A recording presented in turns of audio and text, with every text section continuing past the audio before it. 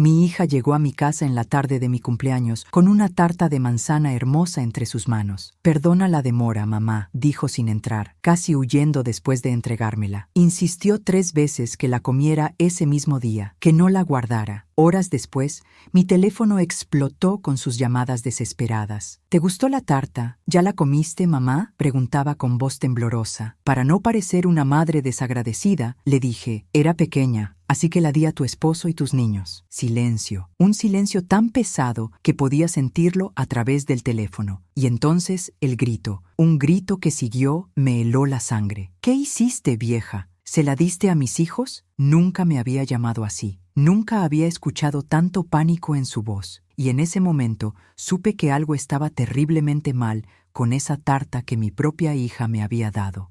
¡Qué alegría tenerte aquí conmigo! Si estás viendo este video, suscríbete al canal y cuéntame en los comentarios desde dónde estás escuchando. Nos emociona saber hasta dónde llegan nuestras historias. Aquella llamada histérica de mi hija fue el momento en que mi mundo se derrumbó. Pero para entender cómo llegué a ese punto, necesito contarte quién soy y cómo mi vida se había convertido en una existencia invisible. Mi nombre es Elena y tengo 62 años. Hace 5 años perdí a mi esposo en un accidente y desde entonces vivo sola en esta casa grande que heredamos juntos, rodeada de recuerdos pero vacía de vida. Tengo una hija única, Gabriela, que ahora tiene 35 años y está casada con Rodrigo. Ellos me dieron 2 nietos preciosos, Mateo de 10 años y Sofía de 7. Durante años fui la abuela presente, la que cuidaba de los niños cuando Gabriela trabajaba, la que preparaba sus comidas favoritas cada fin de semana, la que nunca faltaba a sus cumpleaños o festivales escolares. Pero en los últimos 2 años, algo cambió drásticamente. Gabriela empezó a distanciarse, las visitas se volvieron escasas, y cuando me buscaba era solo cuando necesitaba dinero prestado o algún favor urgente. Los niños dejaron de venir a mi casa, y cuando yo preguntaba por qué, Gabriela siempre tenía una excusa. Estaban ocupados con actividades, tenían demasiada tarea, necesitaban descansar. Poco a poco me fui dando cuenta de que me estaba convirtiendo en una obligación molesta en la vida de mi propia hija, en lugar de ser su madre. El día de mi cumpleaños, número 62, amaneció como cualquier otro día solitario. Me levanté temprano y preparé café, mirando el teléfono cada 5 minutos, esperando que sonara con la llamada de Gabriela deseándome feliz cumpleaños. Preparé mi desayuno favorito. Me vestí con esmero pensando que quizás ella vendría a visitarme, y me senté a esperar. Las horas pasaron con una lentitud dolorosa. Mediodía llegó y se fue. La tarde se extendió interminable. Ninguna llamada, ningún mensaje, nada. A cada hora que pasaba sentía cómo mi corazón se encogía un poco más, cómo la esperanza se desvanecía como humo. ¿Alguna vez has pasado un día importante completamente sola, esperando que alguien se acuerde de ti? Cuéntame en los comentarios si has sentido esa soledad que duele en el alma. A las 7 de la tarde, cuando ya había aceptado que pasaría mi cumpleaños en completo olvido, escuché el timbre de la puerta. Mi corazón saltó de esperanza. Corrí a abrir y ahí estaba Gabriela con una caja grande en las manos. «Perdona la demora, mamá. Feliz cumpleaños», dijo con una sonrisa que parecía forzada. Dentro de la caja había una tarta de manzana hermosa, casera, decorada con canela y azúcar glass, exactamente como las que yo solía hacerle cuando era niña. Me emocioné tanto que las lágrimas brotaron de mis ojos. «Hija, es preciosa. Muchas gracias», le dije intentando abrazarla, pero ella dio un paso atrás. No entró a la casa como esperaba. Se quedó parada en el umbral de la puerta con una expresión extraña en el rostro, como nerviosa o ansiosa. «Mamá, está fresquiña. Tiene que comerla hoy», insistió con un tono que me pareció demasiado enfático. «No la guardes para mañana. Se va a echar a perder. ¿Me prometes que la vas a comer esta noche?» Encontré extraña su insistencia, pero no quise arruinar el momento cuestionándola. «Sí, hija, la comeré hoy», prometí.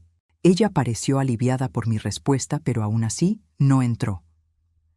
«Tengo que irme. Rodrigo me está esperando en el coche», dijo rápidamente y me dio un beso apresurado en la mejilla antes de irse casi corriendo. Me quedé ahí parada en la puerta, viendo cómo se alejaba sin mirar atrás, sosteniendo esa tarta hermosa en mis manos y sintiendo un vacío extraño en el pecho. Cerré la puerta y llevé la tarta a la cocina. La observé por largo rato, admirando el trabajo que había puesto en decorarla. Mi hija había hecho esto para mí, había recordado mi cumpleaños aunque fuera tarde. Había tomado el tiempo de hornear mi postre favorito. Quizás estaba siendo demasiado dura juzgándola por llegar tarde. Decidí guardar la tarta en el refrigerador para comerla al día siguiente con calma, con un buen café, saboreando cada bocado mientras recordaba tiempos mejores. Esa noche cené sola como siempre. Me di un baño largo y me estaba preparando para dormir cuando el teléfono sonó. Eran las 10 de la noche.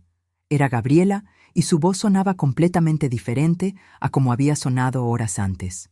Había pánico en cada palabra. «Mamá, ¿te gustó la tarta? ¿Ya la comiste?», preguntó con una urgencia que me sobresaltó. No quería que pensara que no había apreciado su regalo, así que sin pensarlo mucho, mentí. Era pequeña, así que la compartí con Rodrigo y los niños cuando pasaron por aquí más temprano. Les encantó. En realidad, nadie había pasado por mi casa. La tarta seguía intacta en mi refrigerador, pero quería que supiera que su regalo había sido disfrutado y compartido con amor. El silencio que siguió a mis palabras fue aterrador. Podía escuchar su respiración acelerada a través del teléfono. Y entonces explotó. «¿Qué hiciste, vieja?», gritó con una voz que nunca le había escuchado, llena de horror y desesperación. Nunca, en 35 años, mi hija me había llamado vieja con ese tono despectivo y aterrado. «¿Les diste la tarta? ¿A Rodrigo y los niños?», continuó gritando, su voz quebrándose. «No, no, no. ¿Cuándo? ¿Hace cuánto tiempo?». Yo estaba completamente confundida. Mi corazón latía con fuerza. «Gabriela, ¿qué pasa? ¿Qué tiene la tarta?», pregunté sintiendo cómo el miedo comenzaba a trepar por mi columna vertebral. Pero ella solo lloraba histéricamente del otro lado de la línea. Dios mío», repetía entre sollozos, y entonces colgó. Me quedé ahí sentada en mi cama, sosteniendo el teléfono en mi mano temblorosa, tratando de procesar lo que acababa de pasar. ¿Qué había en esa tarta que hizo que mi hija entrara en pánico cuando creyó que su esposo y sus hijos la habían comido? ¿Por qué no le importó que yo la hubiera comido, pero le aterrorizó que ellos lo hicieran? Sigue conmigo porque lo que descubrí esa noche cambió mi vida para siempre. Mi corazón latía tan fuerte que podía escucharlo en mis oídos mientras corría hacia la cocina. Abrí el refrigerador con manos temblorosas y ahí estaba la tarta, completamente intacta, exactamente como la había guardado horas antes. Nadie la había tocado, nadie la había probado. Mi mentira inocente sobre haberla compartido con Rodrigo y los niños había sido exactamente eso, una mentira. Pero la reacción de Gabriela no había sido de alivio cuando pensó que la había comido yo. Había sido de terror absoluto cuando creyó que la había comido su familia. Saqué la tarta del refrigerador y la coloqué sobre la mesa de la cocina bajo la luz brillante. La examiné cuidadosamente, buscando algo fuera de lo común. Se veía perfectamente normal, olía delicioso a canela y manzana, la masa estaba dorada y apetitosa. Pero la reacción de Gabriela había sido de pánico puro. Empecé a conectar los puntos en mi mente como piezas de un rompecabezas macabro. Gabriela había insistido múltiples veces en que comiera la tarta ese mismo día, que no la guardara, que la consumiera de inmediato. Había llamado pocas horas después preguntando específicamente si ya la había comido. Y cuando pensó que Rodrigo y los niños la habían probado, entró en una histeria que solo podía significar una cosa: había algo malo, algo terriblemente malo en esa tarta. Mi teléfono empezó a sonar insistentemente. Era Gabriela llamando 1, 2, 3 veces seguidas. No contesté. No podía. Estaba en shock procesando la posibilidad horrible que se formaba en mi mente. Los mensajes empezaron a llegar uno tras otro. Mamá, contesta. Por favor, es urgente. Necesito saber si Rodrigo está bien. Los niños, ¿están bien los niños? Por favor, dime que están bien. A veces confiamos demasiado en quien no debemos, ¿verdad? ¿Alguna vez has descubierto que alguien que amas te traicionó de la peor manera posible? Leí esos mensajes con las manos temblando y sentí cómo mi mundo se partía en dos. Gabriela estaba desesperada por saber si Rodrigo y los niños estaban bien, si habían comido la tarta. Pero en ningún mensaje preguntaba por mí. En ningún momento mostró preocupación por si yo la había consumido. La verdad me golpeó como un puño en el estómago. Mi propia hija había puesto algo en esa tarta con la intención de hacerme daño, quizás incluso de matarme. Y solo entró en pánico cuando creyó que sus seres queridos habían sido las víctimas en lugar de mí. Me senté en el piso de la cocina, abrazando mis rodillas, sintiendo cómo las lágrimas rodaban por mis mejillas. No podía ser real, no podía ser que la niña que había crecido en mi vientre, que había amamantado, que había criado con todo mi amor y sacrificio, hubiera intentado asesinarme, pero todas las evidencias apuntaban exactamente a eso. Pasé la noche sin dormir, mirando esa tarta como si fuera una bomba que podía explotar en cualquier momento. Al amanecer, tomé una decisión. Necesitaba saber con certeza qué contenía esa tarta antes de confrontar a Gabriela o hacer cualquier otra cosa. Recordé que una vieja amiga mía, Patricia, trabajaba como farmacéutica en un laboratorio. Con mucho cuidado, usando guantes de cocina, corté un pequeño pedazo de la tarta y lo guardé en un contenedor hermético. Llamé a Patricia y le pedí que me hiciera un favor enorme sin hacer preguntas. Ella aceptó, preocupada por el tono de mi voz. Le llevé la muestra esa misma mañana, diciéndole solo que sospechaba que había algo extraño en un alimento que me habían dado y que necesitaba estar segura antes de consumirlo. Patricia prometió analizarlo de inmediato y darme los resultados en 24 horas. Mientras esperaba los resultados, mi mente no paraba de darle vueltas a todo. Recordaba los años que había dedicado a Gabriela después de que su padre murió. Trabajaba doble turno para poder pagarle una universidad particular, para darle la vida que merecía. Vendí joyas que mi esposo me había regalado para poder darle el enganche de su apartamento cuando se casó. Cuidaba de sus hijos sin cobrarle un peso mientras ella y Rodrigo trabajaban. Nunca le pedí nada a cambio, solo que me amara como yo la amaba. Y ahora esto. El teléfono de Patricia sonó exactamente 24 horas después. «Elena», dijo con una voz grave y preocupada, «necesito que me digas la verdad. ¿De dónde sacaste esta muestra? ¿Qué encontraste?», pregunté aunque en el fondo ya sabía la respuesta. «Arsénico, Elena. Esta tarta tiene arsénico mezclado en la masa. Es una dosis letal. Si hubieras comido aunque sea un pedazo pequeño, estarías muerta o agonizando en un hospital en este momento. ¿Comiste algo de esto? Dime la verdad, porque necesitas atención médica inmediata si lo hiciste». «No comí nada», respondí con voz hueca. «Pero necesito que guardes esa muestra y todos los resultados del análisis. Los voy a necesitar». Colgué el teléfono y me quedé sentada en mi sala, viendo cómo la luz del atardecer se filtraba por las ventanas. Mi hija había intentado envenenarme. Mi propia hija, la niña a quien había dado la vida, había preparado una tarta con arsénico y me la había entregado en mi cumpleaños con una sonrisa en el rostro. Había intentado asesinarme y solo le importó cuando creyó que había matado a su esposo e hijos por error. En ese momento, supe que necesitaba entender por qué. Necesitaba saber qué la había llevado a tomar una decisión tan monstruosa. Contraté a un investigador privado, un hombre discreto que me había ayudado años atrás con un asunto legal. Le pedí que investigara la vida de Gabriela y Rodrigo, que descubriera qué estaba pasando en sus vidas que pudiera llevarlos a querer mi muerte. Los resultados llegaron una semana después y fueron devastadores. ¿Qué secretos descubriría sobre mi propia familia? ¿Hasta dónde llegaba la traición? El investigador se sentó frente a mí en mi sala y abrió una carpeta gruesa llena de documentos, fotografías y grabaciones. «Señora Elena», comenzó con voz seria. Lo que voy a contarle no será fácil de escuchar.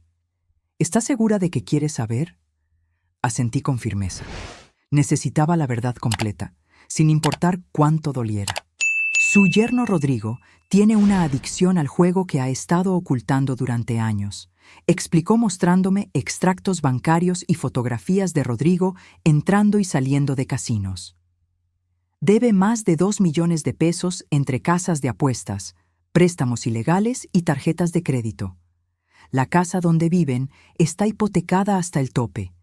Tienen cobradores amenazándolos constantemente, algunos bastante peligrosos. Están al borde de la bancarrota total. Mientras cuento todo esto, pienso en dónde estarás escuchándome ahora mismo. Escribe el nombre de tu ciudad en los comentarios. Me consuela saber que mi historia viaja hasta donde tú estás. Miré los documentos con manos temblorosas. Todo ese tiempo que Gabriela me pedía dinero prestado para emergencias o para gastos de los niños, en realidad estaba tratando de tapar las deudas de su esposo. Pero hay más, continuó el investigador. Su casa, la casa donde usted vive, vale aproximadamente 8 millones de pesos según tasaciones recientes. Es una propiedad muy codiciada en esta zona, y según el testamento que usted tiene registrado, todo pasa a Gabriela cuando usted muera. Sentí que el aire se me escapaba de los pulmones. Encontramos conversaciones entre Rodrigo y Gabriela, dijo el investigador sacando su teléfono y reproduciendo un audio. Era la voz de Rodrigo, clara y fría. Tu madre no va a vivir para siempre, Gabriela. Esa casa nos salvaría de todo esto. 8 millones es más que suficiente para pagar todas las deudas y empezar de nuevo. Nadie va a sospechar nada. Es una mujer mayor. Podría ser un infarto, un accidente, cualquier cosa. Y entonces escuché la voz de mi hija, mi Gabriela, respondiendo, no puedo, es mi madre. Hubo una pausa que me dio esperanza por un segundo. Pero luego Rodrigo habló de nuevo. Piensa en tus hijos, Gabriela. Si no hacemos algo, vamos a perder todo. Los cobradores ya amenazaron con hacerle daño a Mateo. ¿Quieres que lastimen a tu hijo por proteger a una vieja que ya vivió su vida? El silencio que siguió fue eterno, y entonces escuché a Gabriela decir con voz temblorosa, tiene razón, Dios me perdone, pero tiene razón. Detuve el audio porque no podía escuchar más. Mis lágrimas caían sobre los documentos esparcidos en mi mesa. Hay más grabaciones, dijo el investigador suavemente, conversaciones donde planifican específicamente cómo hacerlo. Rodrigo sugirió veneno porque es difícil de detectar en una mujer de su edad si no buscan específicamente. Gabriela investigó sobre arsénico, cómo conseguirlo, qué dosis usar. Encontramos sus búsquedas en Internet, sus consultas en foros anónimos. Todo está documentado. Me mostró capturas de pantalla de conversaciones donde Gabriela preguntaba en foros oscuros de Internet cómo obtener arsénico sin levantar sospechas, qué cantidad era letal, cómo mezclarlo en alimentos sin que el sabor delatara su presencia. Mi hija había pasado semanas, quizás meses, planeando meticulosamente mi asesinato. Los últimos mensajes son de hace 2 semanas, continuó el investigador. Rodrigo presionando a Gabriela para que actuara pronto porque los cobradores estaban perdiendo la paciencia. Él le dijo textualmente, hazlo en su cumpleaños, será el regalo perfecto. Una vieja muriendo sola el día de su cumpleaños. Todos pensarán que fue la depresión o el corazón. Y Gabriela respondió, lo haré. Cerré los ojos tratando de contener el dolor que amenazaba compartirme en dos. Mi hija no solo había planeado matarme, había elegido específicamente el día de mi cumpleaños para hacerlo, convirtiendo lo que debería ser una celebración de mi vida en el día de mi muerte. Hay algo más que debes saber, dijo el investigador con voz aún más seria. Encontramos mensajes donde Gabriela y Rodrigo hablan de usted de manera muy despectiva. Él la llama la vieja estorbo y ese desperdicio de espacio. Gabriela se refiere a usted como la carga. Discuten sobre cómo usted les arruinó la vida al no morir de forma natural cuando su esposo falleció. Rodrigo dice que usted no sirve para nada excepto estar sentada en esa casa cara esperando morirse. Y lo peor es que están enseñando a sus hijos a pensar igual. Hay grabaciones de Gabriela diciéndoles a Mateo y Sofía que usted es pesada, que no deben visitarla mucho porque la abuela es aburrida y vieja. Cada palabra era una puñalada directa a mi corazón. Los nietos que yo adoraba estaban siendo envenenados contra mí, no con arsénico, sino con palabras llenas de desprecio y mentiras. Pasé días encerrada en mi casa, procesando toda esta información, llorando hasta que no me quedaban más lágrimas, sintiendo cómo el dolor de la traición me consumía desde adentro. Había dedicado mi vida entera a Gabriela. Después de que mi esposo murió, ella era mi razón de vivir. Trabajé hasta que mis manos dolían para darle todo lo que necesitaba. Sacrifiqué oportunidades de rehacer mi vida, de encontrar compañía, de viajar, de hacer las cosas que siempre quise hacer, todo para estar disponible para ella y sus hijos. Y ella me pagó con traición, con desprecio y con un intento de asesinato. Pero entonces, en medio de mi dolor, algo cambió dentro de mí. La tristeza comenzó a transformarse en algo diferente, algo más fuerte. Rabia, indignación, un deseo ardiente de justicia. Gabriela había intentado matarme y solo había entrado en pánico cuando creyó que había matado a las personas equivocadas. No había mostrado ni un ápice de arrepentimiento por planear mi muerte, solo terror de haber envenenado a su esposo e hijos por error. Si iba a la policía ahora mismo con todas las pruebas, Gabriela y Rodrigo irían a prisión. Pero eso parecía demasiado fácil, demasiado rápido. Quería que Gabriela sintiera aunque fuera una fracción del dolor que yo estaba sintiendo. Quería que experimentara el terror, la culpa, el peso de sus acciones. Y entonces se me ocurrió un plan. Un plan que haría que Gabriela viviera con la creencia de que había asesinado a su propia madre, que cargara con esa culpa, que sintiera el horror de lo que había hecho. Y solo cuando estuviera completamente destruida por el remordimiento, le revelaría que estaba viva y la enfrentaría con todas sus mentiras y traiciones. ¿Qué habrías hecho tú en mi lugar? ¿Habrías ido directo a la policía o también habrías querido que sintieran el peso de sus acciones primero? A veces la justicia legal no es suficiente para sanar el corazón roto. 3 días después de recibir toda la información del investigador, tomé una decisión que cambiaría todo.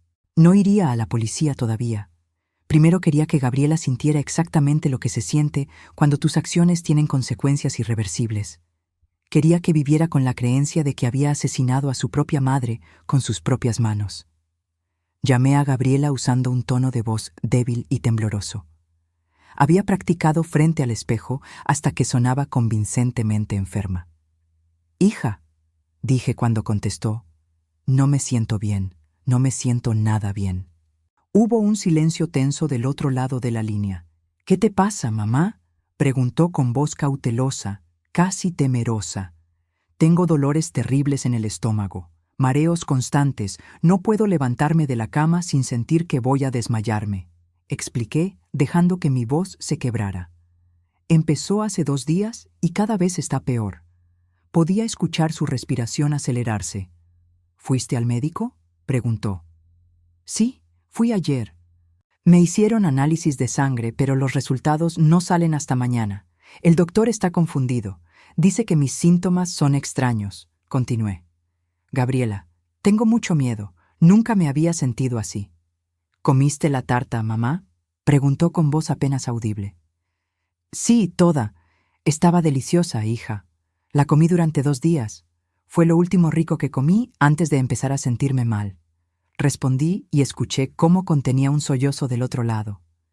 Durante los días siguientes mantuve el teatro. La llamaba diariamente, reportando cómo mi condición empeoraba progresivamente. «Estoy vomitando sangre, hija. El médico está alarmado. Ya no puedo retener ni agua. Mi cuerpo está rechazando todo. Me están haciendo más pruebas. Sospechan de envenenamiento, pero no entienden de dónde». Gabriela nunca venía a visitarme. Solo enviaba mensajes preguntando por mi estado, pero nunca se atrevía a presentarse en persona. Sabía por qué. La culpa la estaba consumiendo viva, pero el miedo a ser descubierta era más fuerte. Entonces planté la semilla final de mi venganza. La llamé con voz extremadamente débil. Hija, necesito que vengas. Necesito cambiar mi testamento antes de que sea demasiado tarde. Hay una vecina que ha estado cuidándome estos días. Quiero dejarle algo en agradecimiento, Kay. La respuesta de Gabriela fue exactamente la que esperaba. Mamá, no digas esas cosas. Vas a mejorar. Pero si no mejoro, necesito tener todo en orden, insistí. Esa noche, el investigador que había contratado colocó micrófonos en mi casa. Cuando Gabriela hablara con Rodrigo sobre mi petición de cambiar el testamento, quedaría todo grabado. Y tal como predije, esa noche Gabriela llamó a Rodrigo en pánico. Las grabaciones capturaron cada palabra. Quiere cambiar el testamento, dijo Gabriela con voz temblorosa. Quiere dejarle parte de la herencia a la vecina que la está cuidando. No puedes dejar que haga eso, respondió Rodrigo con furia. Si cambia ese testamento perdemos todo. 8 millones de pesos, Gabriela, ¿entiendes? Todo ese dinero se irá a alguna extraña mientras nosotros nos hundimos en deudas. Está muy enferma. No sé si puede llegar al notario, dijo Gabriela. Entonces déjala morir con el testamento anterior, respondió Rodrigo con una frialdad que me heló la sangre. No vayas a verla, no la ayudes a cambiar nada, solo espera. Por lo que describes, no le queda mucho tiempo. El arsénico está haciendo su trabajo. ¿Alguna vez has tenido que elegir entre el amor familiar y la justicia propia? ¿Entre perdonar lo imperdonable y defender tu dignidad? Cuéntame qué decidiste en los comentarios. Después de esa grabación, inicié la fase final de mi plan. Dejé de contestar el teléfono completamente. Durante una semana entera no hubo señales de vida de mi parte. Gabriela llamaba y llamaba, pero yo no respondía. Sus mensajes pasaron de preocupados a desesperados. Mamá, por favor contesta. Necesito saber que estás bien. Voy a ir a tu casa si no respondes. Pero no vino. Nunca vino. Porque en el fondo no quería saber la verdad. No quería enfrentar lo que había hecho. Entonces puse en marcha la parte más delicada de mi plan. Le pedí a mi amiga Patricia y a otras 2 amigas cercanas que me ayudaran a difundir un rumor. Patricia fue a la farmacia del barrio, donde todos se conocen, y mencionó casualmente que había escuchado que yo había fallecido en casa. Pobre Elena, murió sola. La vecina la encontró esta mañana, dijo con voz triste. El rumor se extendió como fuego. En un barrio pequeño las noticias viajan rápido. No pasaron ni 2 horas antes de que Gabriela recibiera una llamada de una conocida mutua dándole la noticia. Mi amiga Patricia estaba cerca cuando Gabriela recibió la llamada y grabó su reacción. ¿Murió?, preguntó Gabriela con voz temblorosa. Hubo una pausa, y entonces, en lugar del llanto desconsolado que una hija debería tener al enterarse de la muerte de su madre, Gabriela dijo: «Entiendo. Gracias por avisarme». Colgó el teléfono y mi amiga la escuchó decirle a Rodrigo: «Se acabó. Mamá murió». «¿Y?», preguntó Rodrigo. «¿Cómo te sientes?». «Aliviada», respondió Gabriela. «Me siento aliviada. Por fin se acabó esta agonía de esperar. Ahora podemos solucionar todo». No hubo lágrimas, no hubo dolor genuino, solo alivio de que su plan había funcionado y pronto tendrían acceso a los 8 millones de pesos de mi casa. Organicé un falso velorio con la ayuda de mis amigas más cercanas. Dijimos que el cuerpo estaba en el Instituto Médico Legal, esperando autopsia de rutina, pero que haríamos una ceremonia sin cuerpo presente para que la familia y amigos pudieran despedirse. Gabriela y Rodrigo llegaron al velorio vestidos de negro. Gabriela tenía los ojos secos, aunque intentaba parecer afligida frente a los demás. Rodrigo miraba alrededor, evaluando quiénes habían venido, calculando, siempre calculando. Se sentaron en primera fila, recibiendo pésames de personas que no sabían la verdad. Y entonces, justo cuando el supuesto servicio iba a comenzar, hice mi entrada. Entré al salón vestida con un traje elegante, completamente viva, completamente sana, completamente lista para confrontarlos. El silencio que cayó sobre la sala fue absoluto. ¿Puedes imaginar la escena que estaba a punto de desarrollarse? El momento en que una madre resucitada confronta a la hija que intentó asesinarla. El silencio en esa sala funeraria fue ensordecedor.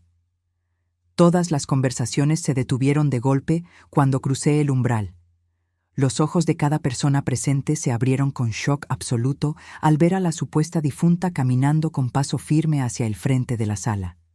Pero ninguna mirada fue tan impactante como la de Gabriela.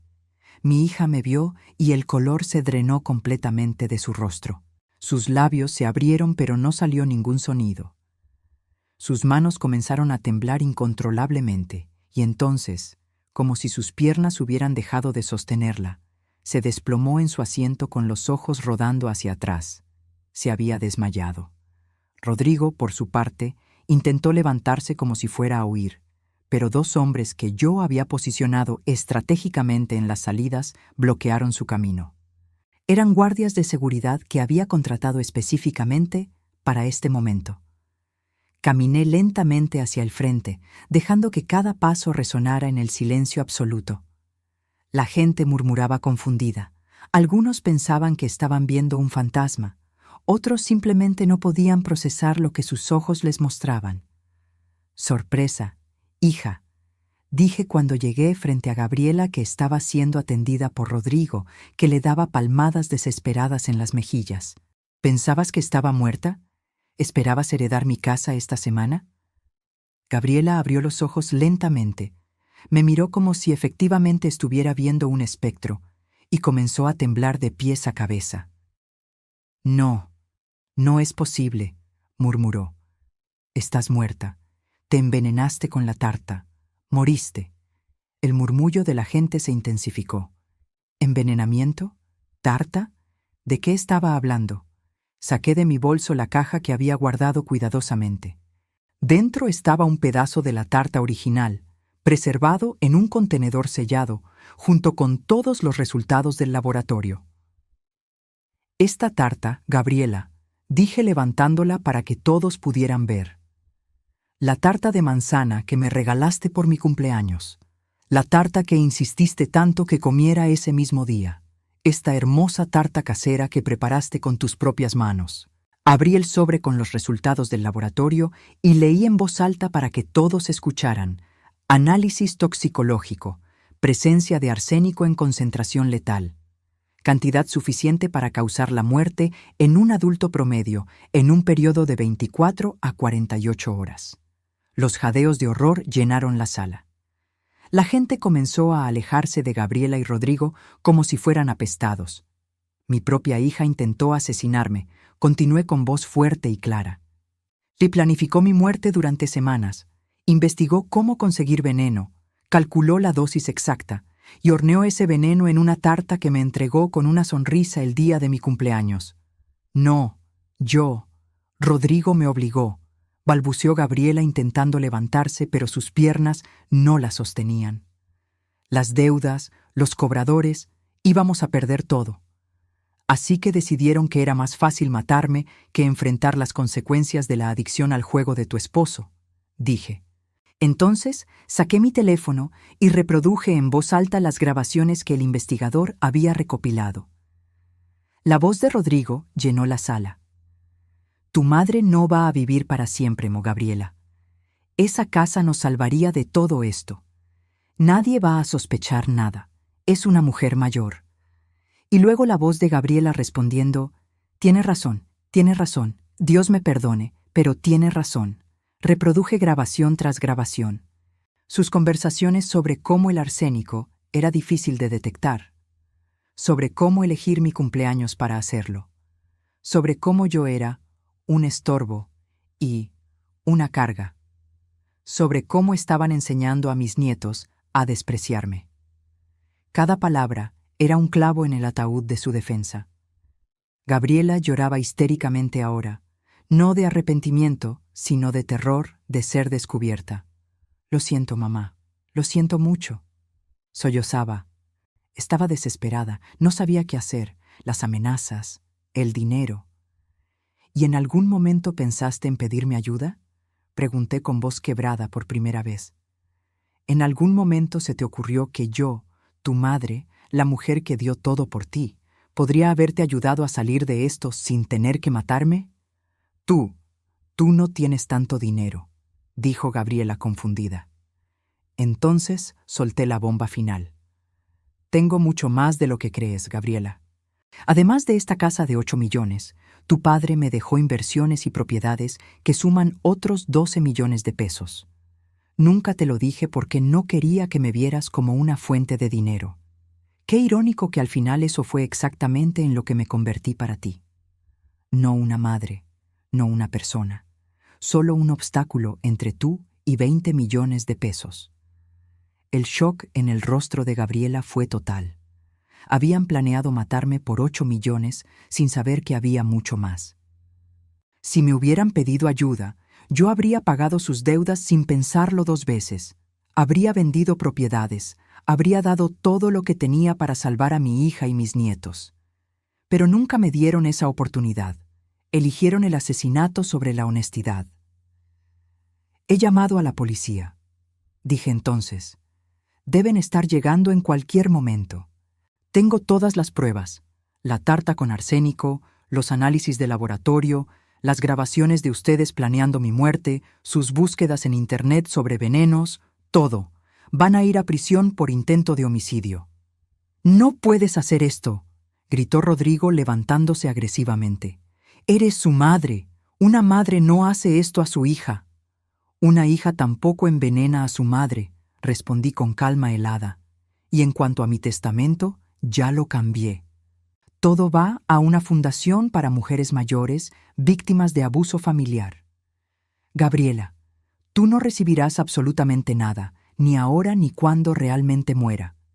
En ese momento las sirenas de la policía se escucharon afuera. Gabriela se lanzó a mis pies suplicando, aferrándose a mis piernas. «Mamá, por favor, piensa en tus nietos. ¿Qué va a hacer de Mateo y Sofía si nos meten a la cárcel?» Miré hacia abajo a esta mujer que alguna vez fue mi pequeña niña, mi razón de vivir, y sentí nada. El amor no había muerto, pero estaba enterrado bajo capas y capas de traición y dolor. «Deberías haber pensado en tus hijos antes de intentar asesinar a su abuela», respondí. «Ellos van a saber la verdad sobre lo que hiciste. Y quizás, solo quizás, cuando crezcan entenderán por qué su abuela tuvo que hacer lo que hizo». Los policías entraron y arrestaron a Gabriela y Rodrigo ahí mismo, frente a todos los presentes. Mientras los esposaban y les leían sus derechos, Gabriela gritaba mi nombre una y otra vez. Pero yo no volteé. No podía. Miré a los amigos y familiares reunidos en esa sala y vi en sus rostros una mezcla de horror, lástima y respeto. «Siento haberlos engañado con este falso velorio», dije a todos, pero necesitaba que la verdad saliera a la luz de la manera correcta. Necesitaba que Gabriela enfrentara sus acciones frente a todos ustedes, frente a la comunidad que la vio crecer, para que supieran quién es realmente. Nadie me culpó. Todos entendieron. ¿Tú qué habrías hecho? ¿Habrías perdonado para mantener la paz familiar o habrías elegido la justicia aunque doliera? Los meses que siguieron al arresto fueron un torbellino de procedimientos legales, testimonios y dolor. Gabriela y Rodrigo fueron procesados por intento de homicidio calificado. Las pruebas eran irrefutables. La tarta con arsénico, los análisis toxicológicos, las grabaciones de ellos planeando mi muerte, el historial de búsquedas en Internet de Gabriela sobre venenos y métodos para matar sin dejar rastros. Todo presentado meticulosamente ante el juez. Su abogado defensor intentó argumentar que Gabriela había sido coaccionada por Rodrigo, que las deudas y las amenazas de los cobradores la habían llevado a un estado mental alterado. Pero las grabaciones mostraban claramente que aunque Rodrigo había iniciado la idea, Gabriela había participado activamente en la planificación. Ella había sido quien investigó sobre el arsénico, quien lo consiguió a través de contactos oscuros en Internet, quien horneó esa tarta con sus propias manos mezclando el veneno en la masa. No había sido una víctima pasiva, sino una participante activa en un intento de asesinato. La sentencia llegó 6 meses después del arresto. Rodrigo recibió 15 años de prisión por ser el autor intelectual y por coerción. Gabriela recibió 12 años por intento de homicidio calificado contra un ascendiente, un agravante especial en la ley que aumentaba la pena por tratarse de su propia madre. Ambos perdieron todos los derechos sobre cualquier herencia mía, presente o futura. El testamento que había modificado era irrevocable. Mateo y Sofía, mis nietos, quedaron bajo la custodia de los padres de Rodrigo. Intenté acercarme a ellos, explicarles que seguía siendo su abuela y que los amaba, pero habían sido completamente envenenados contra mí. «Tú metiste a nuestra mamá a la cárcel», me gritó Mateo cuando intenté hablar con él. «Eres mala. Mamá dice que eres una mentirosa y que inventaste todo». Era claro que Gabriela, incluso desde la prisión, seguía manipulándolos. Los abuelos paternos tampoco querían mi presencia cerca de los niños. Me culpaban por destruir su familia, como si yo hubiera sido quien planeó un asesinato. Tuve que aceptar la dolorosa realidad de que había perdido no solo a mi hija, sino también a mis nietos. Pero en medio de todo ese dolor, algo inesperado sucedió. Tomé la decisión de vender la casa grande donde había vivido durante tantos años. Estaba llena de recuerdos, algunos hermosos de cuando mi esposo vivía y Gabriela era pequeña, pero ahora también estaba manchada por la traición y el intento de asesinato. Compré un apartamento más pequeño pero cómodo, perfecto para una mujer sola, y con parte del dinero de la venta doné una cantidad significativa a un refugio para mujeres mayores víctimas de abuso familiar. Para que nadie más sea descartada como lo fui yo, dije al hacer la donación. Comencé a trabajar como voluntaria en ese refugio, compartiendo mi historia con otras mujeres que habían sido explotadas, abusadas o abandonadas por sus propias familias. Descubrí que mi dolor podía tener un propósito, que mi experiencia podía ayudar a otras a reconocer las señales de abuso antes de que fuera demasiado tarde. Conocí a mujeres increíbles, todas con historias devastadoras, pero también con una fuerza interior que las había mantenido vivas.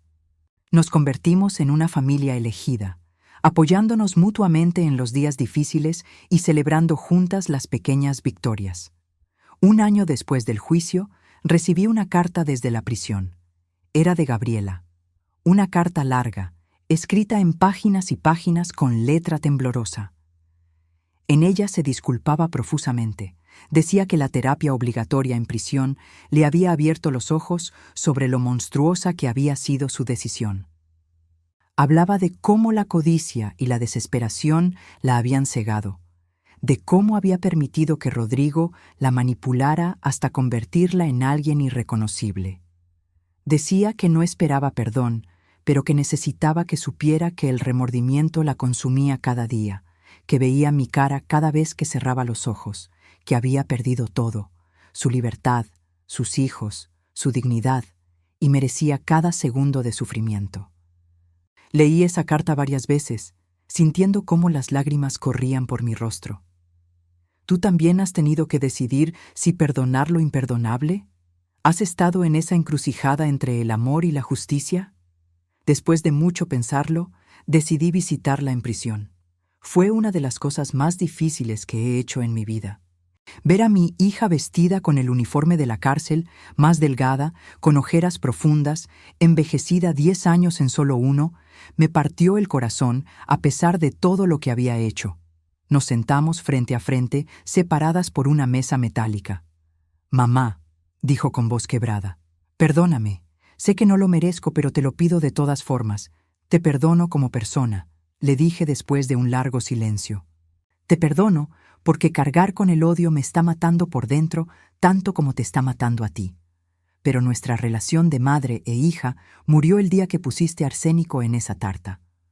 Eso no se puede resucitar, Gabriela. La confianza, una vez rota de esa manera, No se repara. Lo sé, sollozó ella. Lo sé y lo acepto.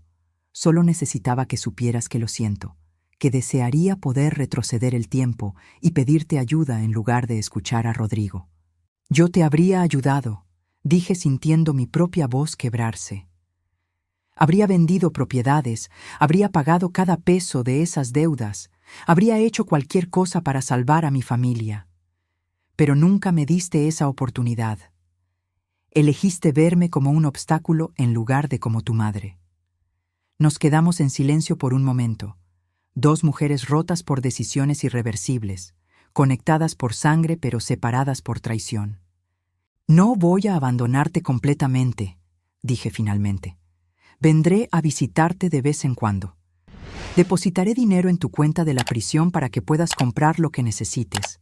Pero nunca será como antes, Gabriela. Esa madre que daba todo sin pensar murió. La mujer que tienes frente a ti ahora es alguien diferente. Alguien que aprendió a valorarse a sí misma. No. 3 años han pasado desde aquella noche del falso velorio.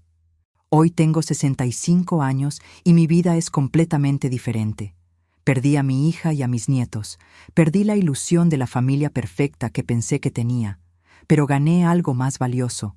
Gané libertad, gané dignidad, gané propósito. Ya no soy Elena la invisible.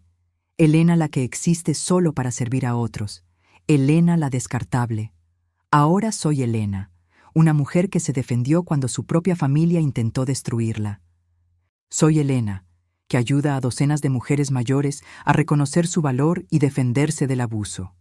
Soy Elena, que transformó su dolor en una misión de vida. Hace 2 meses, algo inesperado sucedió. Mateo, mi nieto que ahora tiene 13 años, apareció en mi apartamento. Había investigado por su cuenta lo que realmente pasó. Había leído los documentos del juicio. Había escuchado las grabaciones. Abuela, dijo con lágrimas en los ojos. Lo siento. Mamá y papá nos mintieron. Dijeron que tú inventaste todo para quedarte con el dinero. Pero leí las pruebas, escuché las grabaciones. Ellos intentaron matarte y tú solo te defendiste, apuesta. Lo abracé y lloré con él, sintiendo por primera vez en años una chispa de esperanza. Quizás no todo estaba perdido. Quizás la próxima generación podría romper el ciclo de traición y aprender lo que significa la familia verdadera. Ahora, cuando me paro frente a grupos de mujeres en el refugio y cuento mi historia, siempre termino con las mismas palabras. Nunca somos demasiado viejas para defendernos. Nunca somos tan descartables como algunos quieren hacernos creer. Nuestra vida, nuestra dignidad, nuestro valor como seres humanos vale infinitamente más que cualquier herencia, que cualquier casa, que cualquier cantidad de dinero. Y si nuestros propios hijos no pueden ver eso, entonces debemos encontrar la fuerza para protegernos de ellos, por doloroso que sea.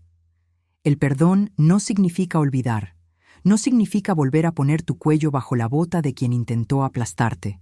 Significa liberar el veneno del odio de tu propio corazón sin permitir que quien te lastimó vuelva a tener poder sobre ti. Perdono a Gabriela por mi propia paz mental, pero nunca olvidaré lo que hizo y nunca volveré a ser la madre ingenua que fui. A todas las mujeres que están escuchando esto y que han sentido alguna vez que son invisibles, que son una carga, que no importan, ustedes importan. Su vida tiene valor. Y nunca, nunca es demasiado tarde para elegirse a ustedes mismas primero, para poner límites, para decir basta, para defenderse de quienes las lastiman, incluso si esas personas comparten su sangre. Porque al final del día, la familia verdadera no es la que comparte tu ADN, sino la que respeta tu dignidad, valora tu existencia y elige amarte no por lo que puedes darles, sino por quién eres. Si te gustó esta historia, haz clic en este próximo video que está apareciendo en la pantalla, porque la próxima traición supera todo lo que has visto hasta ahora. Y no te olvides suscribirte en el canal, para que no te pierdas ni una sola historia.